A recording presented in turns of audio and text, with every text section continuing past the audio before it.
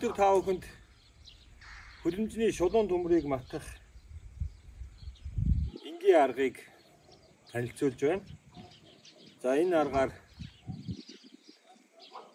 хөлөмжний төмрийг матаж тэнд харагдаж байгаа хөлөмжийг би өөрөө барьсан. За машины зогсоол ашигласан. За энэ сая миний авчихсан энэ хоёр төмөр бол 5 м 40 см урттай. За тэгээд нэгэн лүгээ шургаж ордог. За энэ өмнөх хэсэг нь арай нарийнхан, тэгээ энэ лүгээ шургаж орно гэсэн үг ээ. За хөлөмжний төмрөө матхаас өмнө баг зэрэг математикийн бодлого бодноо хэдүүлээ. За би хөлөмжөө хагас цилиндр хэлбэртэй барьсан. За ингээд матах шаблоноо хийхин тулд 5 м-ийн 540 одоо энэ төмрөөр дөрвийг ашиглаж тойрог үүсгэнэ гэж бүгдээрээ бодцгоё. За ингэхлээр 21 м 60 санж болж байна. За 21.6 м. За эндээс энэ хоёр төмрийг ашиглаж хагас дугуй хэлбэр хийн. Тэгэхээр нэг төмөр маань одоо тойрог ингээд байлаа гэж бодоход нэг төмөр маань одоо энэ тойргийн энэ 4-1 энэ хэсгийг үүсгэнэ гэсэн үг. За тэгэхээр бидний сая 21.6 гэдэг бол энэ тойргийн периметр нь гэсэн үг. За периметр нь 21.6 м. Одоо бүгдээрээ тойргийн ариадусаа олох гэдэг шүү дээ. Энэ тойргийн ариадусыг олгож байгаа. За эндээс периметр нь тойргийн ариадусыг бол периметрийг бол олохдоо тойргийн периметр болохоор 2πr байдгийг та бүхэн мэднэ. За периметр нь биднэрт мэдэгдэж байгаа 21.6 м. За 2-ыг үржих нь π маань тогтмол тоо 314. Тэгээд тойргийн ариадус. За эндээс ариадусаа олохын тулд 21.6-аг энэ хоёрын үржрээр хуваана гэсэн үг. 628. Ингэхлээр нэг 3 м 46 орчим сантиметртэй гарч байгаа. За 3.5 гэсэн ч болно доо, энийг ойролцоогоор 3.5 м. За одоо энэ машины зогсоол дээрээ 3.5 м-тэй шаблон хийнэ. За энийг хэрхэн хийснээ би та бүхэнд бас тайлбарлая. Ерөнхий бодолт нь бол ингэж харагдаж байна. Та бүхэнд харагдаж байна уу? За үүний дараа тойргийнхаа төвийг дэрийдээр цоолсон. За би та бүхэнд нөгөө урд нь хийсэн юм тайлбарлаж байгаа учраас хийхгүй байгаа. За ингээд тойргийнхаа төвийг дэрийдээр цоолоод, за тэгээд дараа нь уяанд уяа бэлдэж. За энэ дээр нэг юу ч байсан болно гац. Тэгээ уяаныхаа яг 3.5 метрт ийм шохон чулуу шохоо бэлдсэн. Яг уяаны 3.5 метрт. За ингээд энийг барьж агаад ингээд завсаар дээр ингээд зураа явуулнаа.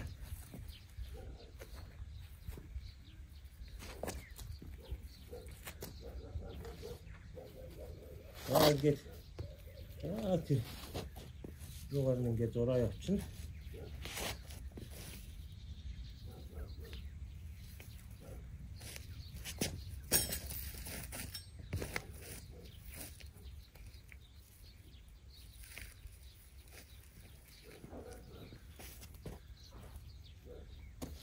За сайн тодруулаад харагдахаар болгоох юм.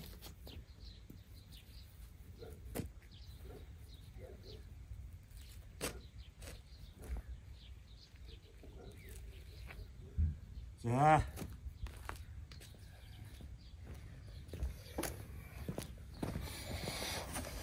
За ингээд сая зурсан юу маань энэ ягаа өнгөр тод харагдаж байгаа. За үүний дараа яг энэ сая нөгөө зургцсан өнгийнхаа хоёр хажуу талд нь бас дэрилээр нүх гаргаж өгсөн. Энэ харагдчихээн. За энэ шороо мороо ороод бас бүглэгчиж. За энэ нүх та бүхэнд харагдаж байгаа хаа. Нөгөө ягаан зураасныхаа яг хоёр хажуу талд нь ингээд дэрилээр нүх гаргаад өгсөн. За энэ нүхнүүд бол нэг биш ээ. Энийг би одоо хэдэн сантиметрийн зайтай яасан бэ? Аа метр.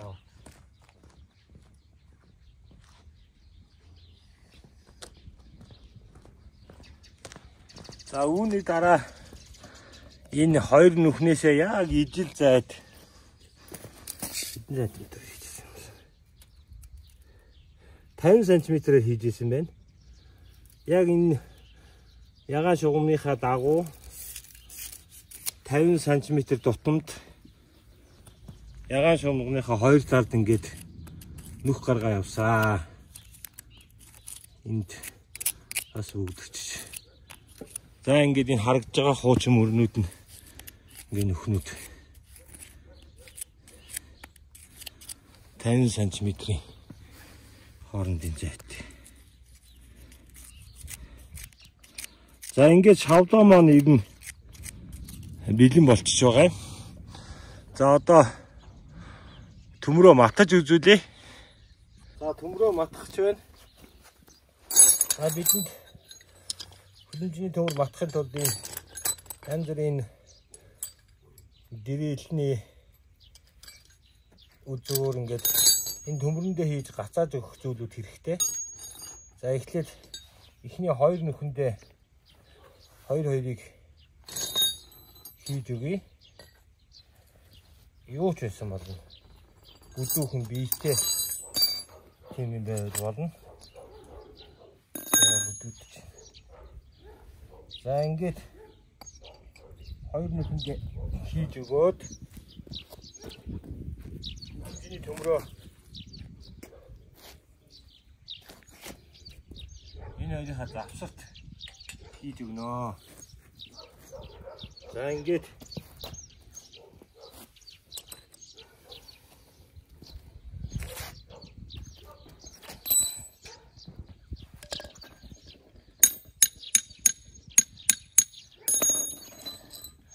за тэгээд хөдөлмжний төмрийн ягаан зураасан дээр яг ирэх хүртэл татна. Тэгээд татаа тавьсан ч гэсэн яг ягаан зураасан дээр ихээр ингэж татнаа. За үзүүрт нь бол нэг 5 орчим сантиметр үлдээсэн байгаа. За ингээд татаад тэг цаана мод орсон учраас яхан тэглээд байна. За ингээд татаад явхад яг энэ хоёр нүхний дунд ирж явуул сайн. За дараагийн хоёр юугаа хийгээд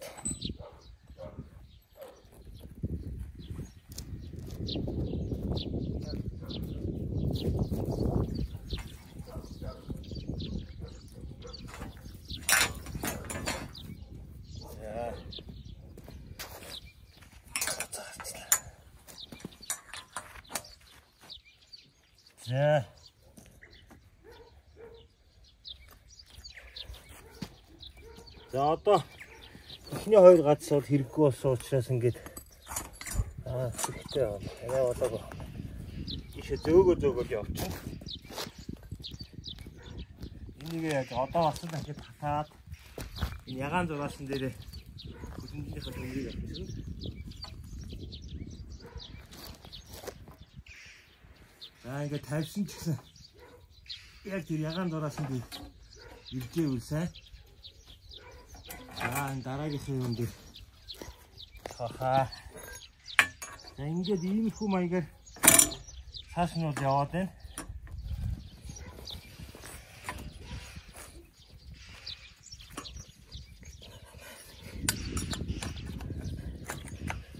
За яг ягаан зураасан дээр ирж байгааг та бүхэн харж байгаа.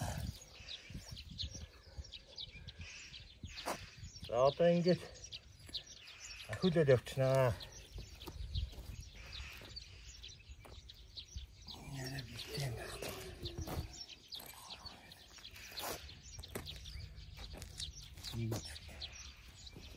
За ихэд татъя.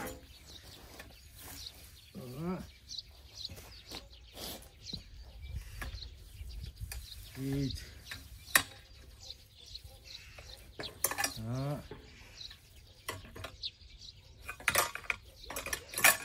За энэ ирж.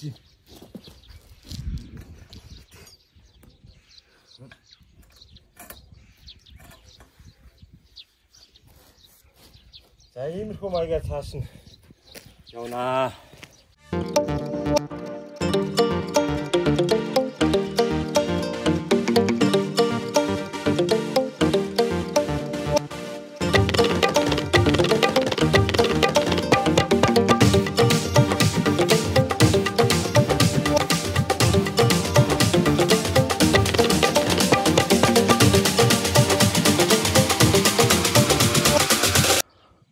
Матаж дууслаа. Яг тэр ягаан зураасан дээр байгааг та бүхэн харж байгаа. За ийм аргаар хөлөмжний төмрийг матахад жигд болдог. За хоёр дахь төмрөө матаад хооронд нь залганаа. За нэг зүйл хэлж байгаа мартчих. Энэ төгсгөл хэсэгт гараараа татхад бол хүчрэхгүй. Тийм учраас туруу ашиглаж байгаад өдөр хэсэгт хийгээд тэгээд татхад бол амархан ийднэ. За нэг нүхэнд гаргасан байна. Яг энэний хажууд ирж байна. За ингээд болоо. Хоёр дахь төмрөө матаж дуусглаа. За матаж дуусны дараа хөсчөөсөн бүх зүйлсээ авахад төмөр маань яг тэр ягаан шугам дээрээ байрлаж байх ёстой. Үүнийг та бүхэн анхаараарай. За одоо хоёр матсан төмрөө хооронд нь холбож төмрийн шрипээр тогтоож өгнө. Ингээд нэг нуруу матах ажил болж байна.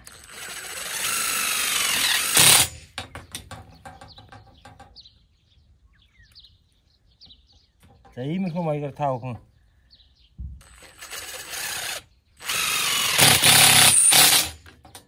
шулуун хөлөмжний төмрийг матаж болох нь байна. За саяын та бүхэнд үзүүлсэн аргаар хөлөмжний шулуун төмрүүдийг матаж бэлдэж тавьсан. За хоёр төмрөө матаж хооронд нь холбосны дараа иймэрхүү байдалтай боллоо. За би өнөөдөр нэг төмрийг нь матаж жижигхэн хөлөмжний араан зангидах ажлынхаа өмнө та бүхэнд энэ дасмыг ашиглан хөлөмжний төмрийг хэрхэн матдаг талаараа өгүүллээ.